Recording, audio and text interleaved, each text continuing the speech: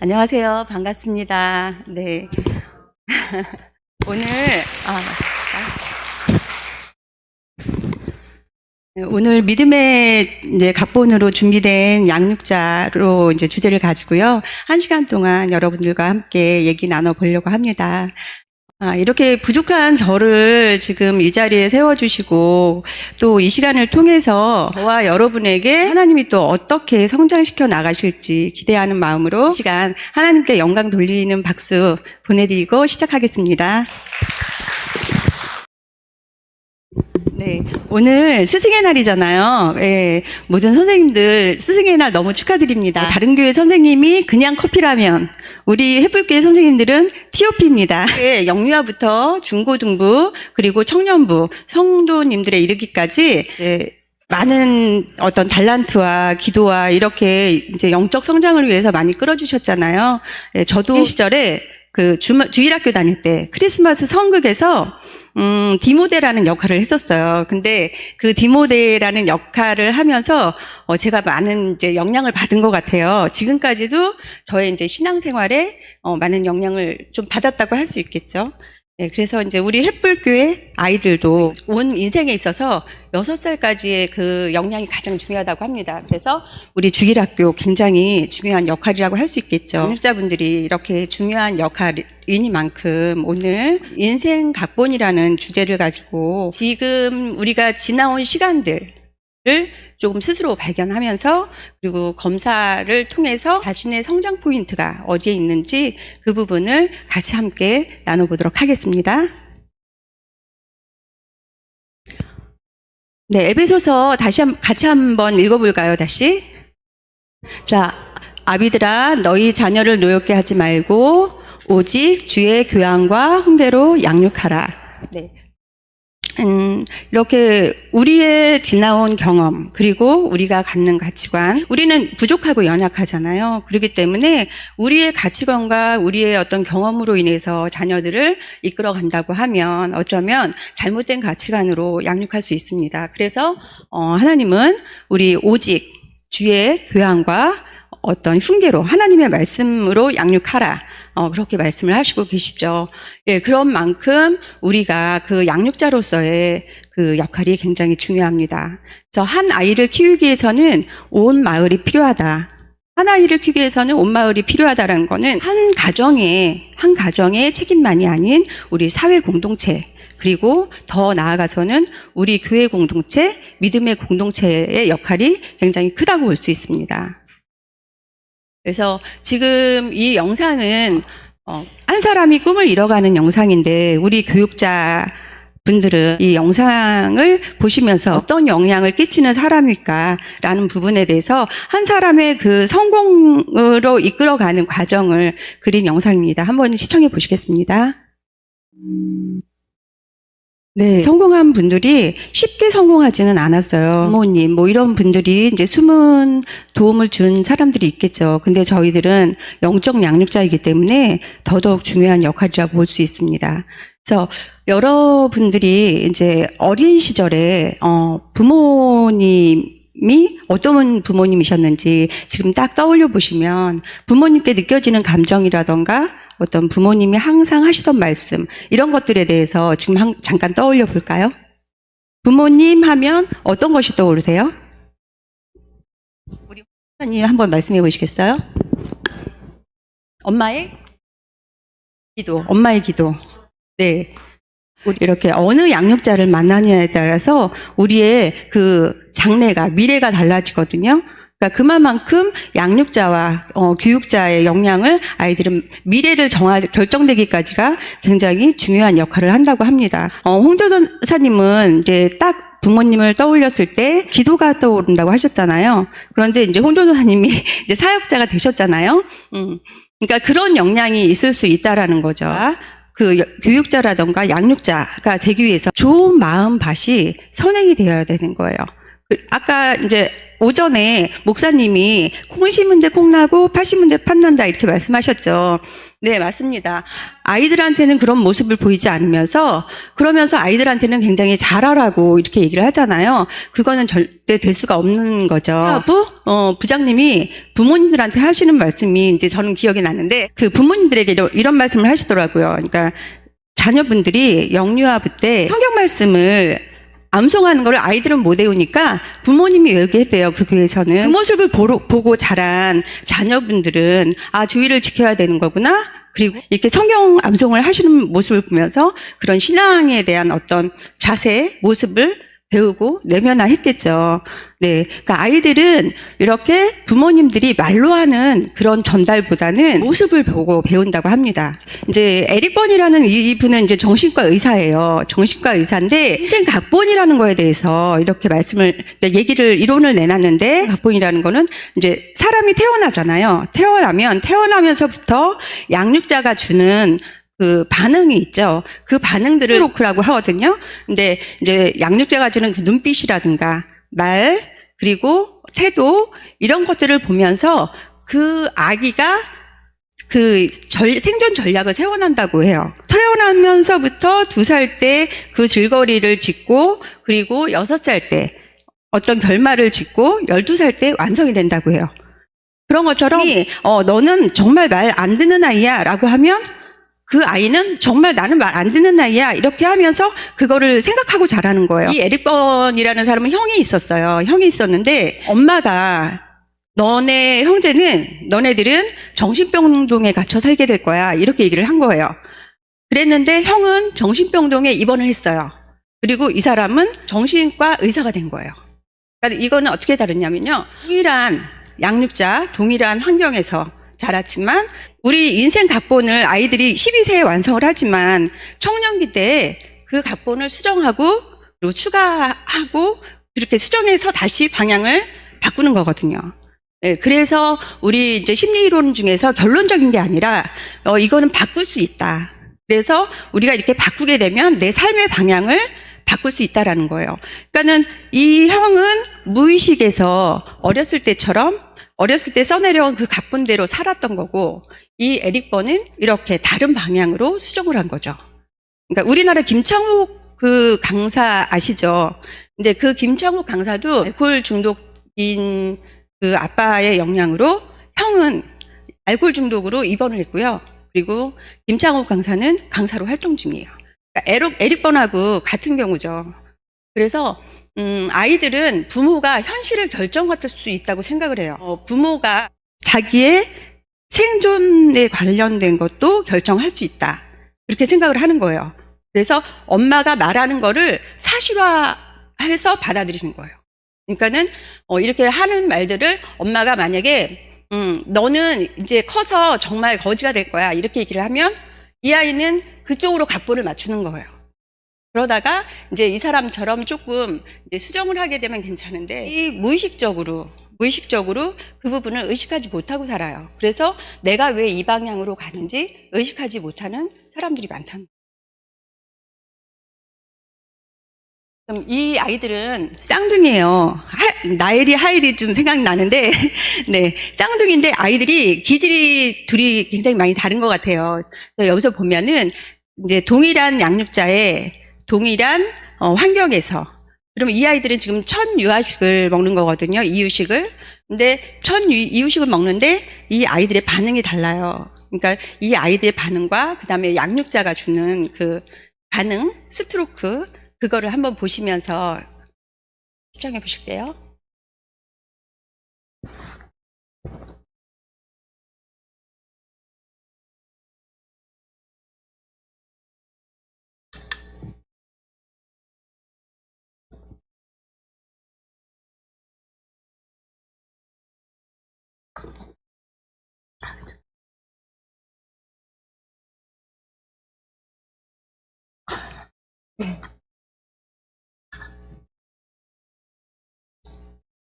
어머, 맛있어.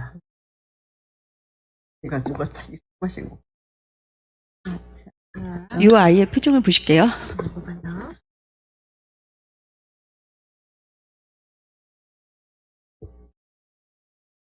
아까 물 마시던 표정.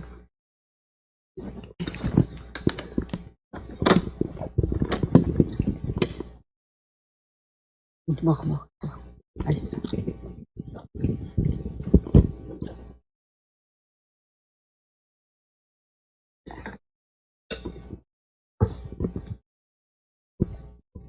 먹어, 맛있어.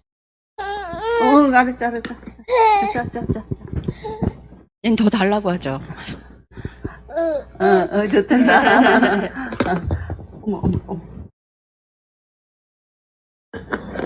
먼저. 응. 어머. 그래도 돼.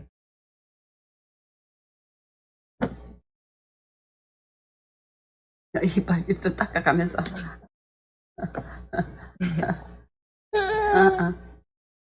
얼른 배노래.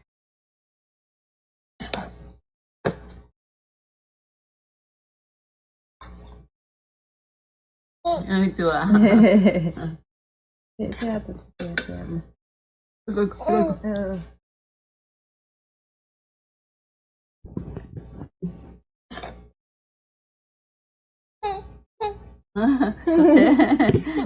기분 좋아. 웃다가 울다가. 맛있어. 맛있어. 네, 이 영상을 보시면 이제 동일한 환경에서 같은 음식을 먹고 같은 양육자가 지금 아기에게 음식을 먹이고 있잖아요. 그런데 한 아이는 굉장히 잘 먹고 한 아이는 되게 낯설어 하잖아요. 그러니까 기질 상태에서 같은 환경인데도 불구하고 이 개인 특성이 다르기 때문에 다르게 받아들이는 거예요. 그러니까는 이 같은 환경임에도 불구하고 이 아이들은 각본을 다르게 쓴다는 거죠. 예. 그래서 각본을 다르게 쓰고, 그리고 지금 양육자가 봤을 때 지금 할머니거든요. 이제 할머니가 이유식을 먹이는데 잘 먹는 아이한테는 스트로크를 더 많이 주죠. 요 아이는 스트로크가 조금 적게 들어가요. 그럼 이 아이들은 또 경쟁을 하는 거예요. 어떤 열등감도 느낄 수 있고, 여기에서부터 이제 달라지는 거죠. 그래서 동일한 환경, 동일한 양육자임에도 불구하고 아이들은 양육자에 의한 뭐 어떤 대부분의 영향을 받지만 그 영향에 의한 자기 개인 기질상 특성상으로는 또다시 이제 결정을 한 거죠. 그 아이들이 이제 크면 동생이 생기잖아요. 동생이 생기는데 또 이제 아이들이 성장하면서 성격이 엄마가 원하는 대로 이렇게 행동을 하는 아이들이 있고, 그리고 엄마가 원하지 않는 대로 막 이렇게 속상해하는 그런 일만 하는 애들이 있어요. 이 영상을 한번 보실게요. 이제 아이들이 그렇게 어렸을 때 태어나고, 그 다음에 이제 2-3살이 되잖아요. 2-3살, 3-4살 되면 동생이 태어나요. 동생이 태어나면, 처음에 태어났을 때는 자기 혼자잖아요. 어린 아이가. 그러니까 신체적으로 굉장히 무기력하고 도움을 받지 않으면 살 수가 없어요. 이 아이는 우리가 만약에 생각해 보면 다 거인이 있어요. 거인의 나라에서 내가 움직이지도 못하고 말도 하지 못해요. 그러면 내가 밥을 달라고 해야 되고, 내가 이제 보호를 받을 수 있을까 굉장히 불안하고 공포스럽잖아요. 그러니까 아무것도 없는 나라에서 거인만 있고 나만 혼자 덜렁 있는데 걷지도 못하고. 그러니까는 아이들이 태어났을 때 그런 감정이라는 거예요. 그런 감정에서 굉장히 두려움을 갖고 있는데, 그렇게 해서 생존해 놨는데 2-3살, 3-4살이 되니까 동생이 태어났어요. 나보다 작으니까 그때부터는 내가 생명의 위협에서 조금 벗어났는데, 근데 이 아이가 이렇게 보니까 엄마가 동생한테만 관심을 주잖아요.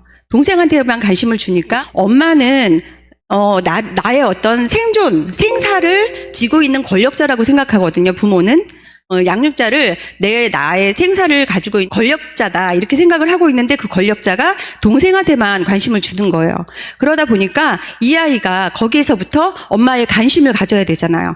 그래서 엄마의 관심을 가져야 되는데, 어떤 아이들은 엄마의 관심을 가지려고 엄마가 좋아하는 행동만 해요. 근데 어떤 아이들은 부모가 사실은 동생이 있기 때문에 큰아이가 아무리 좋아하는 행동을 해도 작은 아이한테 관심을 주잖아요. 그럴 때 이 아이가 이제 쓰는 방법이, 내가 막 이렇게 부정적인 그런 것들을 하게 되면 엄마가 그때 관심을 주는 거예요.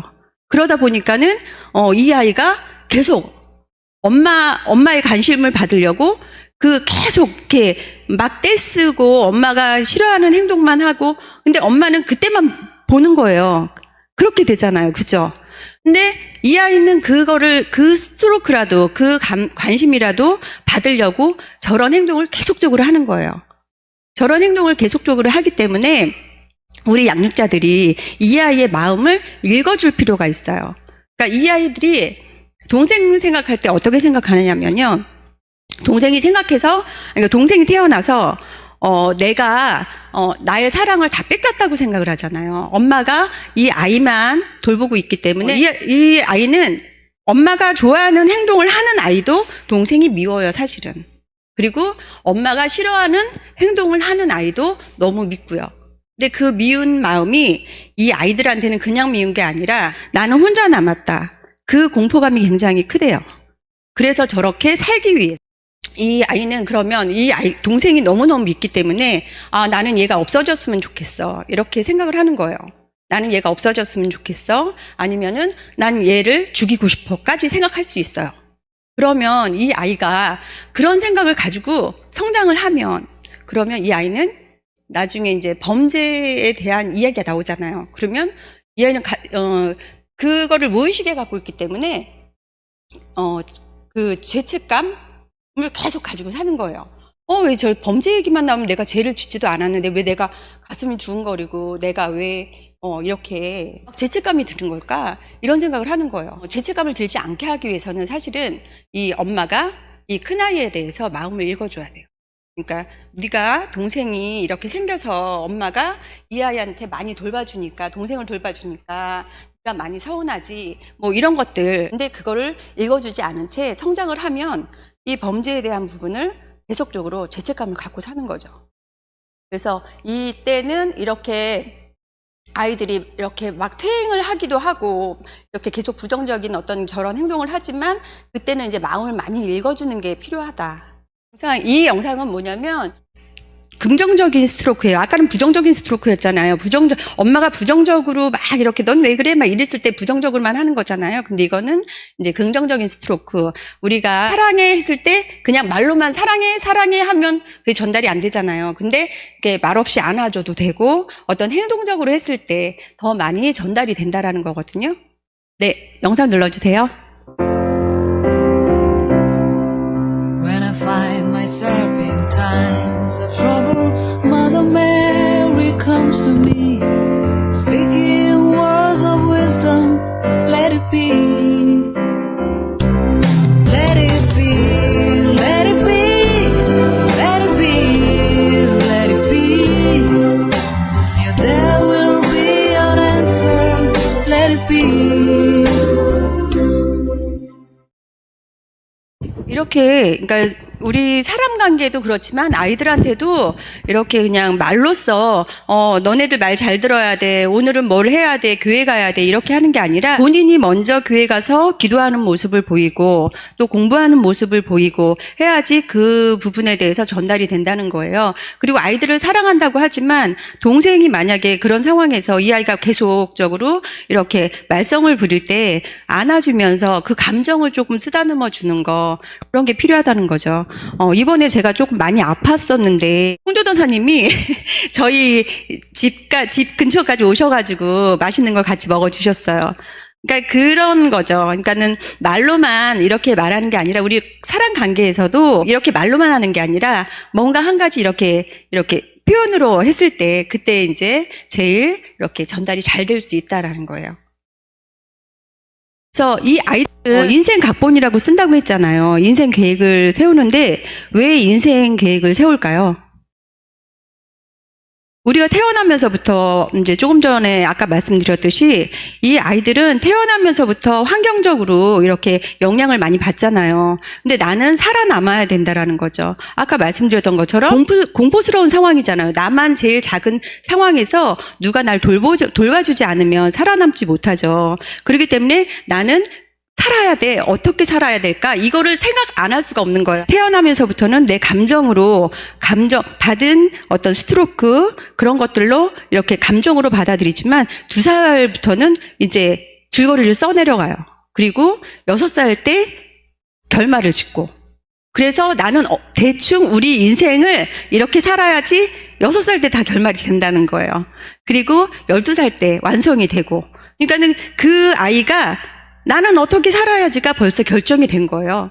그래서 무의식으로 부모도 모르고 자신도 모르지만 그 무의식에 따라서 이 아이가 어떤 아이가 될지 결정이 되는 거예요. 네. 그래서 이 아이들은 그런 식으로 이렇게 결정을 하는데, 이 아이가 혼자 남아있을 때 굉장히 공포스럽다 그랬잖아요. 근데 엄마가 오지 않으면 이 아이는 나는 이렇게 있다가 죽을지도 몰라. 그러니까 어른들하고 느끼는 게 정말 달라요. 우리가 난 그냥 외로워가 아니라 이 아이들은 공포와 두려움, 외로움이 같이 있는 거죠. 그러니까 생사를 결정하는 그런 상황인 거예요. 그러다 보니까 엄마가 만약에 이제 우유를 줘요. 우유를 주는데 어느 때는 급히 와서 줘요. 근데 어느 때는 굉장히 늦게 와요. 그러면 굉장히 늦게 오면 그럼 이 아이는 어떻게 생각하냐면 사람들은 믿을 수가 없어. 그러니까 사람을 못 믿는 거예요. 엄마 못 믿어. 그렇지만 사람들은 믿을 수가 없어. 이 자기의 경험을 일반화를 시켜버리는 거예요. 그래서 사람들은 믿을 수 없어. 거기서 더 나가서는 여자들은 믿을 수가 없어. 그러니까는 이제 그 대상 관계에 대해서 이제 내 양육자가 아버지든 어머니든 부정적인 어떤 이미지를 갖고 있으면 내가 성장해 나가서 사람 관계에서도 굉장히 힘들어요. 그래서 사람을 믿지 못하면 얼마나 불행해요. 근데 내가 성장해 나가서 내가 아버지가 그런 불신감이 있었다면 남자들을 싫어하겠죠. 근데 엄마가 그런 불신감이 있었다면 여자들을 되게 싫어해요. 그래서 결혼해서 와이프나 아니면 남편이나 이런 사람들한테 어떤 그런 대상에 대한 어떤 투사가 된다는 거죠. 어린 시절의 무의식. 그래서 그게 어렸을 때 그런 관계들이 잘 이루어져야 된다는 거예요. 자, 그래서 우리는 인생 각본을 이렇게 사용하는데, 인생 각본은 세 가지로 이제 정해져요. 인생 각본이 승리자 각본, 패배자 각본, 비승리자 각본, 이런 식으로 세 가지로 정해지는데, 승리자 각본이라는 건 어떤 거냐면, 이렇게 내가 청빈한 수도자가 될 거야 라고 했어요. 그랬는데 이 청빈한 수도자가 됐어요. 나는 근데 만족하고 행복하게 살고 있어요. 그러면은 승리자예요. 자신의 그 삶도 한번 돌아보세요. 네. 근데 이제 내가 청빈한 수도자가 될 거야 라고 생각을 했는데 나는 지금 너무 가난하고 불행해. 이렇게 생각을 하잖아요. 어쨌든 수도자가 됐지만 가난하고 불안해. 나는 이렇게 살고 싶지 않아. 라고 하면 이거는 패배자인 거예요. 그러니까 목표를 둘 다 이루었지만 한 사람은 만족하고 한 사람은 행복하지 않다. 그거의 차이죠. 그러니까 돈이 있고 없고를 떠나서 그 차이예요. 그리고 비승리자가 그냥 평범한 각본이에요. 나는 승리자도 패배자도 싫어. 나는 그냥 안전하게 갈 거야. 가늘고 길게. 이렇게 얘기하는 거예요. 이렇게 가늘고 길게 그렇게 간다고 하면 어떤 도전도 없고 성공도 없잖아요. 그러다 보면 무의미하게 살아가는 거예요. 무의미하게. 우리는 좀 승리자 각본으로 가야 되는데 사실은 우리가 혼합 각본을 갖고 있는 사람들이 많아요. 혼합 각본이라는 거는 나는 공부는 잘하는데 돈은 없어. 나는 돈은 많은데 인간관계가 안 좋아. 이렇게 혼합 각본을 갖고 있다는 거죠. 근데 이렇게 각본을 갖고 있는 것들에 대해서 수정할 수 있다는 거예요. 수정할 수 있어요. 그래서 우리가 가장 중요한 거는 여기에서 나오는 이론은 수정할 수 있다. 그게 가장 이제 좋은 이론인 거죠. 여기에 보시면 1,500억 회사를 팔아치우고서 이제 팔아치우고 이제 산을 산 거예요. 산을 사서 농부가 됐어요. 이렇게 돈이 많은 사람이 왜 이렇게 살았을까요? 그러니까 남들이 봤을 때는 돈이 많기 때문에 부자라고 생각하고 행복할 거라고 생각을 할 텐데 이 사람은 돈이 쌓여도 마음이 가난했어요. 행복하지 않았어요. 그래서 이 돈을 목표로 해서 이 사람은 성공을 했죠.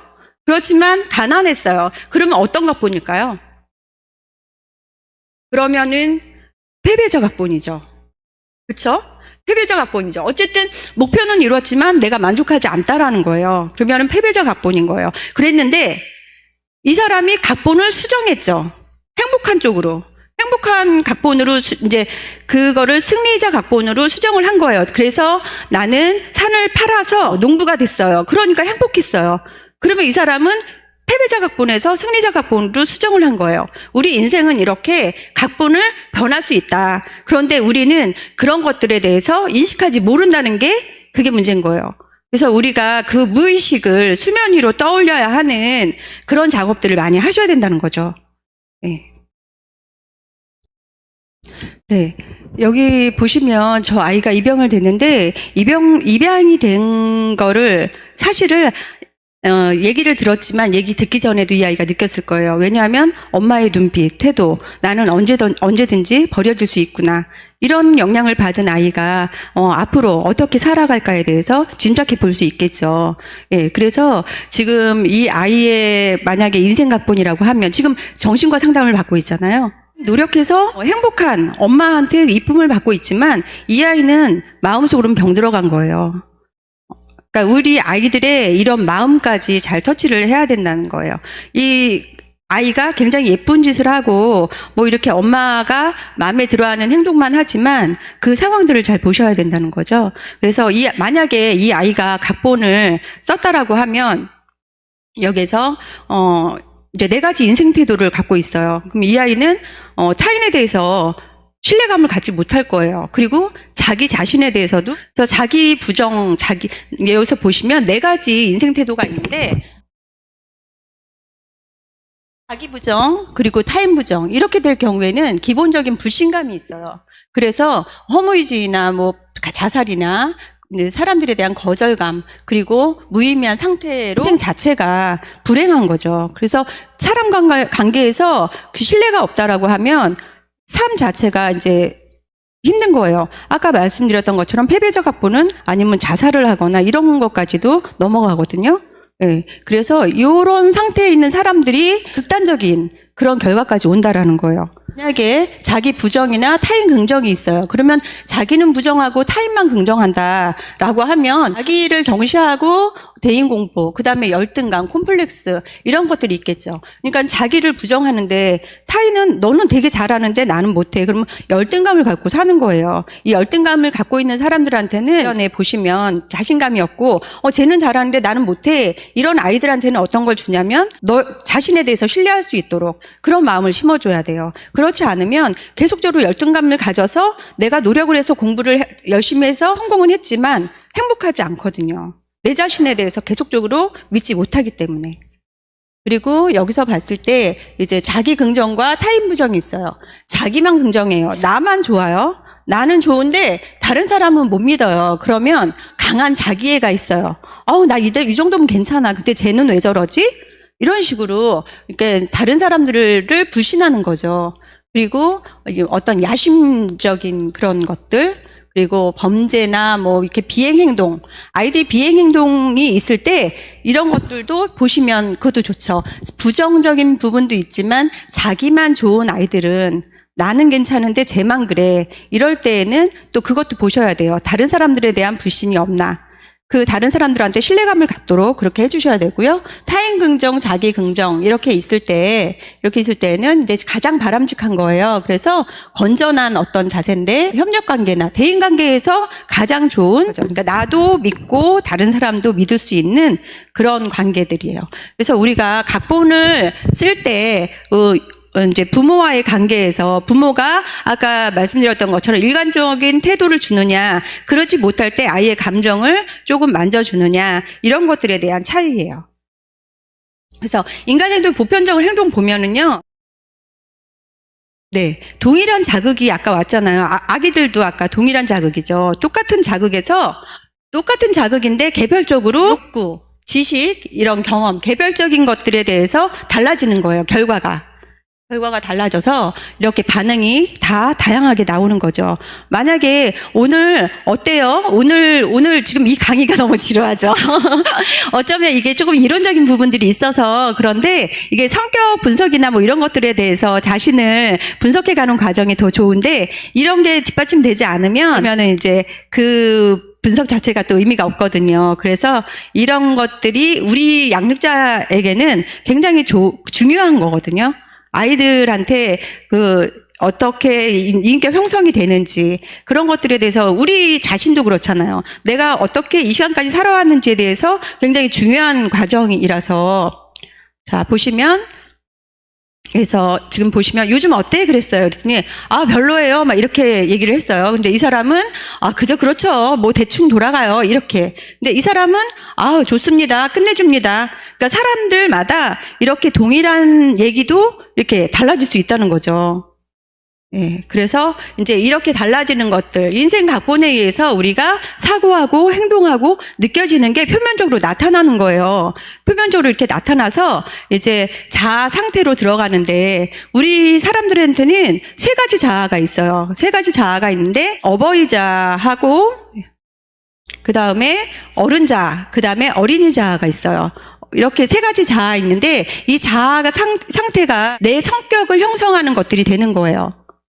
그래서 이 구조를 보시면 어버이자는 어떻게 되는 거냐면 부모의 자아 상태, 그리고 어른자는 어른의 자아 상태. 사회적인 객관적인 정보로 해서 만약에 너 되게 예쁘다 그랬는데 사람들이 다 예쁘다고 해요. 옆에 아이한테는 안 그러는데, 그러면은 그게 객관적인 정보가 되는 거예요. 근데 다른 사람은 예쁘다고 안 하는데 나만 예쁘다고 생각해. 그러면 객관적인 정보가 아니죠. 그런 것처럼 객관적인 정보, 그리고 이성을 담당하는 자아 상태인 거예요. 그래서 A자가 굉장히 중요하거든요. 어른자.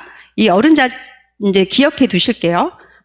조금 있다가 또 한번 보고, 어린이자가 있는데, 이 어린이자는 뭐냐면 어렸을 때 내가 느꼈던 감정이에요. 그래서 부모님의 어떤 어버이 상태의 자아 상태에서 내가 느꼈던 감정, 경험, 이런 것들이에요.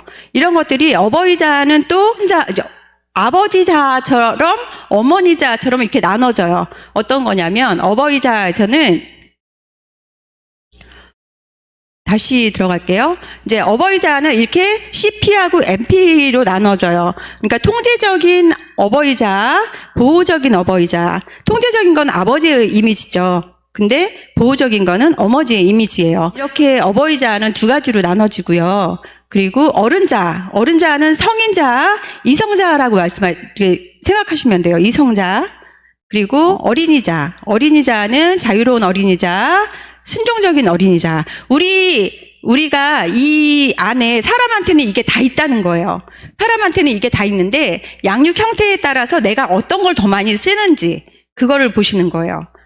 그래서 만약에 CP 통제적인 어버이자를 많이 쓰면은 그 사람은 굉장히 권위적이고 통제적이고 긍정적일 때는 리더십이 있고 카리스마가 있는 거예요. 보호적인 양육적인 어버이자가 너무 과하면 좀 과간섭되고, 긍정적으로 봤을 때는 보호적이고 양육적이고 이런 것들이 들어가고요. 그다음에 성인자는 이성을 감당하는 거예요. 이성. 그래서 내가 어버이자를 이때 이 상황에서 어버이자를 쓸 것인가 어린이자를 쓸 것인가를 상황에 대해서 분석하고 어떤 이런 선택을 할 수 있는 그런 것들을 주는 거죠. 객관적인 정보, 이성을 담당하는 거기 때문에. 그리고 어린이자에서는 자유로운 어린이자, 순응하는 어린이자. 내가 어떤 아버지가 굉장히 무서웠어요. 그러면은 내가 순응하는 어린이 자아가 될 수가 있어요. 거기에서 받은 그 경험에 의해서. 이 선생님들, 여기 계신 분들이 하신 분들 있으세요? 수치 나온 거 있으세요? 네. 그러면 그 수치 나온 거 한번 가지고 계시다가 설명해 드리면 어디에 해당되는지 한번 보실게요. 네, 여기서 CP가 있어요. CP라고 아까 지금 통제적이고 지시적인 어버이자라고 그랬잖아요. 이 어버이자에서 CP는 부정적인 측면이 있을 때는 권위적, 강압적, 독선적 이렇게 나오는데, 긍정적인 거는 도덕 규범이 높고요. 그 다음에 전통 유지, 그리고 이상 추구, 신념, 선악의 판단. 근데 사람은 다 긍정과 부정을 갖고 있는데 좋고 나쁜 건 없어요. 그런데 내가 스트레스 상황에서는 부정적인 면이 더 나올 수 있고, 그리고 건강할 때는 긍정적인 측면이 더 많이 나올 수 있는 거예요. 그리고 MP, 보호적 어버이자, 과보, 과간섭, 맹목적인 애정, 잔소리, 이거는 너무 과할 때 그런 거고요. 그리고 긍정적일 때는 보호하고 육성하고 그리고 친절하고 타인에 대해서 굉장히 배려가 많은 거죠. 지금 여러분들이 그 검사를 하신 분들은 이걸 보시면서 내가 어디에 해당되는지 보시면 좋을 것 같고요. 검사 안 하신 분들은 조금 지루하시겠지만 이런 나 사람한테는 이런 부분들이 있구나 그렇게 이해를 해주시면 좋을 것 같아요. 네, 그래서 지금 어른자아, 그 A자아가 있죠. 어른자아는 가장 중요한 거예요. 내가 상황에 맞게 어이자아를 쓸 것인가, 어린이자아를 쓸 것인가를 여기서 기준해서 판단해서 쓰는 거거든요. 그래서 이 어른자아, 성인자아라고도 하는데 어덜트라고 해요. 자, 이게 조금 이렇게 어느 정도 높아야 내가 상황마다의 그걸 갖다 쓸 수가 있는 거거든요. 그래서 부정적일 때 너무 높을 때는 현실적이고 타산적이고 인간미가 좀 결여되고 이제 긍정적일 때는 이론적이고 합리적이고 이제 현실지향 아까 말씀드렸던 것처럼 어버이자아와 어린이자아를 조정하고 통제하는 거예요. 그래서 A자아가 가장 중요한 게 우리가 그 사회적인 객관적인 어떤 그런 정보들을 통해서 이루어진 거잖아요. 이성자아잖아요. 여기에서 어버이자를 쓸 것인가 어린이자를 쓸 것인가 했는데 거기에서는 우리가 이제 여기서 성경 말씀 기준이 들어가는 거예요. 성경 말씀 중에 어떤 것을 쓸 것인가를 A자가 판단을 하는 거예요. 성인자가. 그래서 성인자가 굉장히 중요해요. 네, 그래서 이제 부정적인 측면 보시면 FC, 자유로운 어린이자, 그래서 반항적이고 공격적이고, 이제 이건 부정적인 때예요. 많이 올라갔을 때. 그리고 긍정적일 때는 애정 표현이 풍부하고, 호기심이 많고, 그리고 창의적이에요. 그리고 이제 순종적인 어린이자. 이제 조금 이제 의존적이에요. 순종적인 어린이자는 의존적이고 우물쭈물하고, 근데 긍정적이었을 때는 감정 통제가 잘 되고 순응하고 겸손하고 양보하고 이런 착한 어린이자예요. 자, 여기까지 이제 조금 지루하셨을 거예요. 요거 그냥 잠깐 테스트 해볼게요. 서류를 분실하면 규칙상 원칙대로 책임을 져야 합니다. 이랬어요. 그러면 이건 어떤 자아일까요? 네, 어른자. 네, 맞습니다. 어른자 중에 어떤 걸까요? 아, 네. CP 맞으셨어요. 네네. CP 맞습니다. 네, 그리고 차분히 잘 생각해봐요. 어디 두고 온 건 아닐까요? 라고 했어요.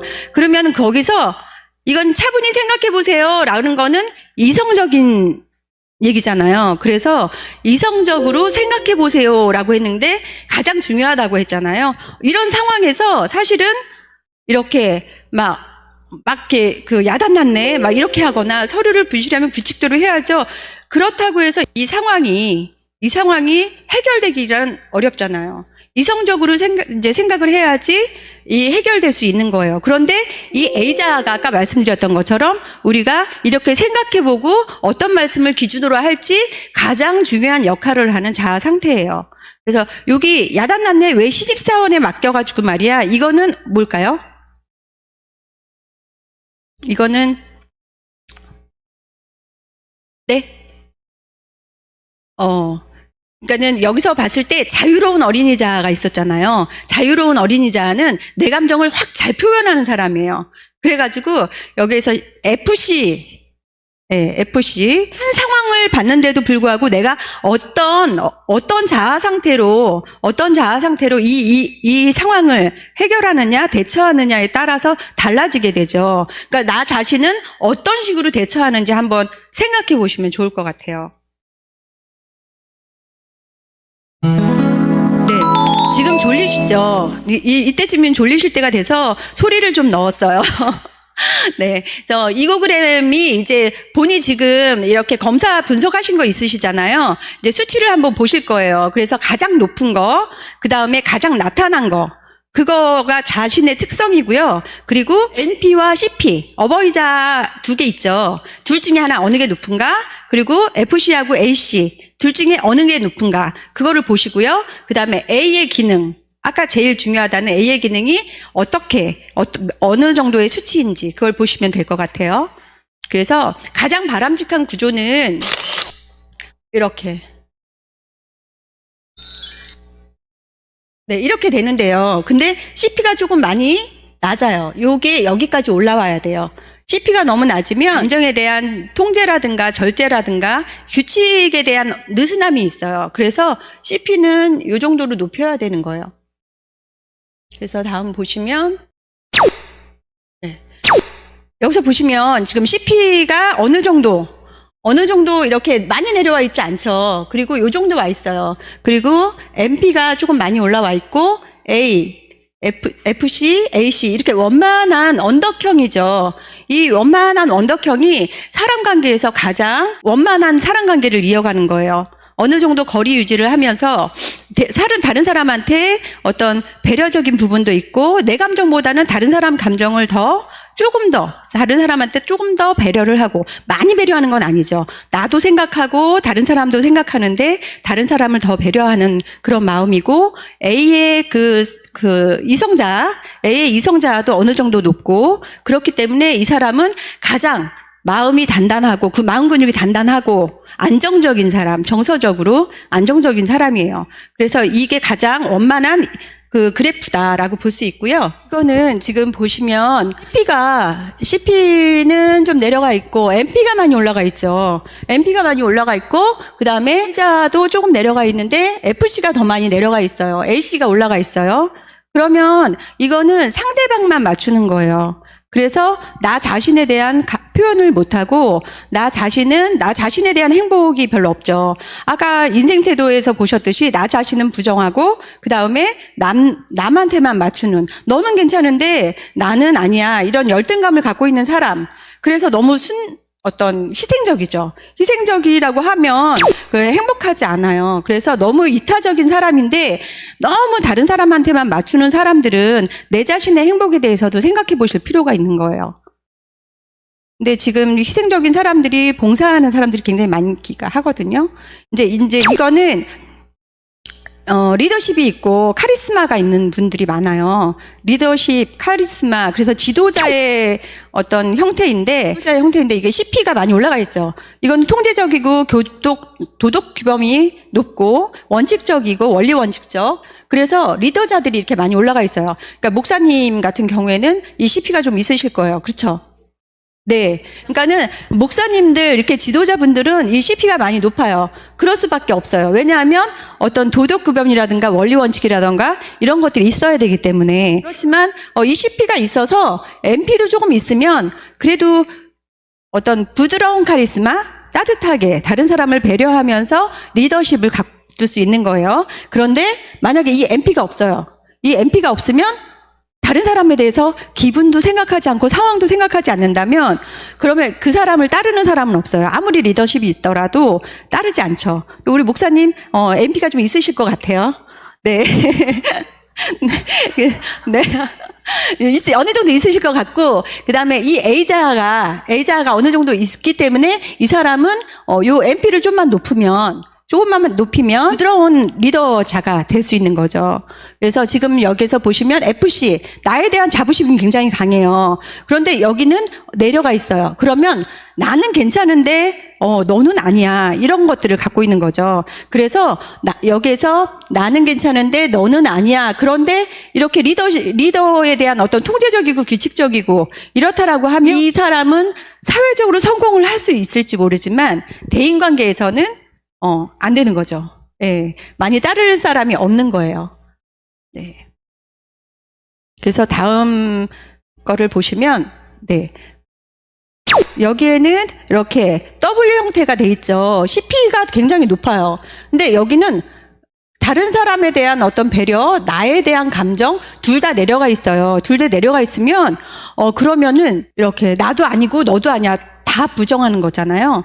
그러면은 그 상태 자체가 인생 자체가 불행한 거예요. 되게 불행하고 삶에 대한 어떤 성취욕이라든가 이런 게 전혀 없는 거기 때문에 즐거움이 없는 거기 때문에 이런 사람들이 무기력하고 이런 상태가 우울한 사람들이 많이 나타나는 그런 형태예요. 우리 권사님은 그렇게 안 나오셨을 것 같아요. 그렇죠? 네. 이런 형태가 나타나면 사실은 이 형태가 이렇게 있는데 밑에 내려가서 이렇게 있는 사람들이 있죠. 제가 검사한 분들 중에 이런 형태인데 이렇게 밑에 내려가 있어요. 수치가 굉장히 낮아요. 그런 분들은 우울증이 있어서 병원에서 치료받고 있는 사람들. 그런 사람들은 그렇게 내려가 있어요. 그래서 이런 형태가 나타난다라고 하면 그거에 대해서 조금 이렇게 많이 따뜻하게 해주시고 많이 격려해 주시고 상담을 많이 해주시면 좋겠어요. 네. 그래서 이런 사람들은 겉으로 보기에는 수능적이고 조용하게 느껴지고 과묵하게 느껴져요. 그렇지만 이 사람 자체가 굉장히 마음이 우울한 사람이에요. 자, 이게 이제 우리 그 교리 분석에 또 꽃이 있어요. 굉장히 명랑하고 천방지축이고 소녀다운 꿈 많은 그런 적이거든요. 그래서 여기서 보시면 너도 좋고 나도 좋아, 이런 다른 사람도 좋고 나도 좋은 거예요. 그래서 굉장히 명랑해서 다른 데 가면 분위기 메이커적인 사람들이에요. 그런데 A가 너무 낮을 경우에는 생각 없이 행동하고 생각 없이 말을 하는 거예요. 사람을 굉장히 좋아하는데 그 사람을 굉장히 좋아하는데 내 감정을 하지 못하기 때문에 다 얘기해버리니까 관계가 어쩌면 어려운 사람인 거죠. 왜냐하면 나는 이 사람도 좋고 너도 좋고 나도 좋아서 다 얘기했는데 그 다음에는 이렇게 그 사람이 느껴지기에는 나는 좋은 말을 했지만 그 사람이 느껴지기에는 또 그렇지 않거든요. 그래서 조금 신중할 필요가 있다. 그래서 A를 조금 더 높이면 A를 좀 높이면 될 것 같고요.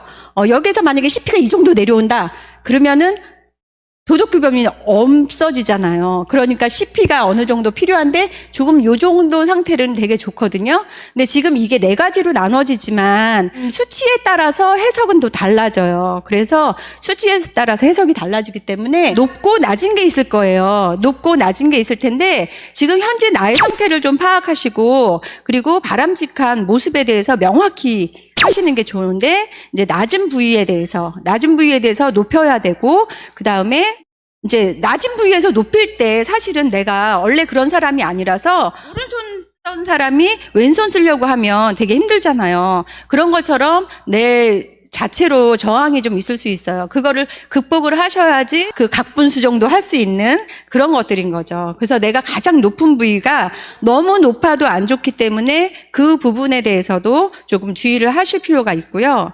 지금 이제 이거 프로파일을 입력하시면 분석하는 것들이 나오는데 좋고 나쁜 게 없어요. 그냥 내 상태에서 내가 낮은 부분이 있으면 끌어올려주고 높은 부분이 있으면 조금 내려주고 하는 것들이 중요합니다.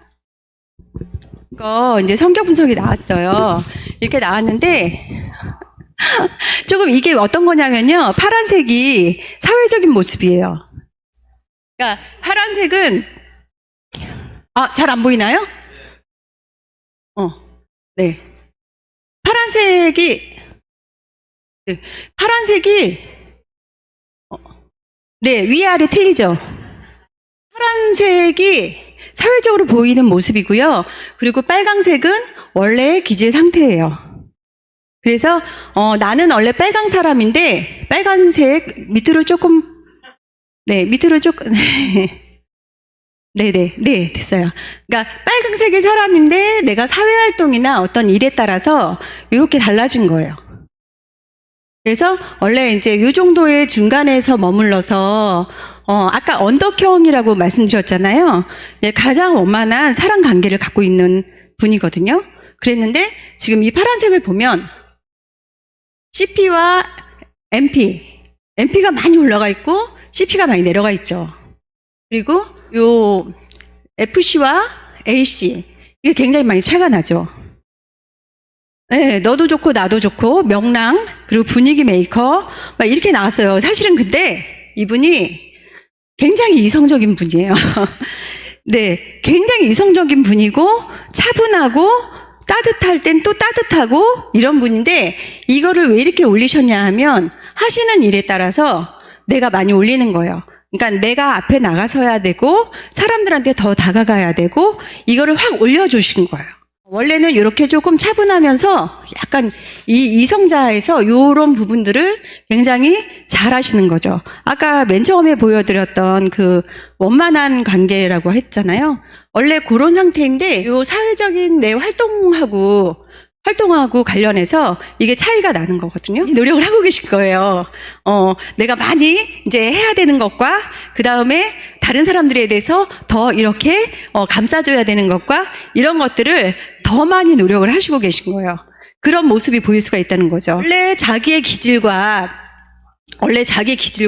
사회적으로 보여지는 내 모습이 굉장히 다른 거죠. 달라요. 그래서 지금 여기 계신 분들도 이제 분석을 받으시면 좋은데 지금 시간이 안 되시잖아요. 그래서 개인적으로 오시면 제가 뭐 주일날이라든가 이럴 때 오시면 제가 개인적으로 해드릴게요. 네. 그리고 여기서 보시면 뭐 양육협회 따라서 내가 반응이 이런 거, 뭐 이런 것들에 대해서도 얘기를 나누다 보면 내 어린 시절에 대한 부분도 나오거든요.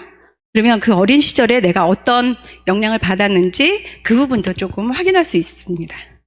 네. 이제 우리가 이제 그 인생 각본대로 살아간다고 했잖아요. 그래서 이제 아까 그 에릭 번의 형처럼 엄마가 그렇게 말을 했기 때문에 그 사람은 그렇게 살았어요. 영향을 받은 거잖아요. 그만큼 우리 그 사역자분들, 그리고 우리 선생님들, 목사님들, 뭐 장로님, 권사님 모두가 다 아이들에게, 그리고 성도님들에게 한마디 하는 말 자체가 우리는 또 영적 양육자이기 때문에 더 많은 큰 영향을 줄 수 있다는 거죠. 그래서 우리가 그 말 한마디라도 조금 이렇게 조심해야 되는데 우리가 부족하잖아요. 사람이니까. 그래서 우리가 성경 말씀을 기준으로 해서 항상 우리가 A자에서 이성적인 자아잖아요. 근데 거기에서 어떤 거를 적용시키느냐. 현재 상황에서 그 성경 말씀 어떤 게 지금 필요한지 그런 부분을 적용을 시키는 거예요. 그래서 이제 그 부분을 적용을 잘 시켜야 된다. 그런 말씀을 드리고요. 이제 성격이 이제 전도하는 게 굉장히 힘들었대요. 그래서 전도하는 게 굉장히 힘들어가지고 어떻게 전도를 해야 되느냐. 많이 항상 고민을 했는데 이 사람이 이제 자기의 성격, 성향을 이제 밑으로 내려갔던 거를 끌어올린 거예요. 그래서 자신이 이제 대면하는 사람들을 고구마로 보기 시작한 거예요. 익은 고구마, 뭐 덜 익은 고구마, 뭐 이런 식으로 잘생긴 고구마, 뭐 이런 식으로 하니까 전도가 되게 즐거워졌다는 거예요. 그런 것처럼 이 사람은 이렇게 자기 성향을 개선을 한 거죠. 이렇게. 그래서 우리 성향을 살아온 대로 살아간다고 하면 그러면은 우리의 안 좋은 부분까지도 다른 아이들한테, 우리 아이들한테 영향을 미칠 수 있기 때문에 우리가 그 부분에 대해서 잘 점검하고 개선할 필요가 있습니다. 여기 말씀에 이런 어린 자들 가운데 하나를 실족해 하는 것보다 연자 맷돌을 자기 목에 메고 바다에 던지는 것이 더 나으리라라는 말씀이 있죠.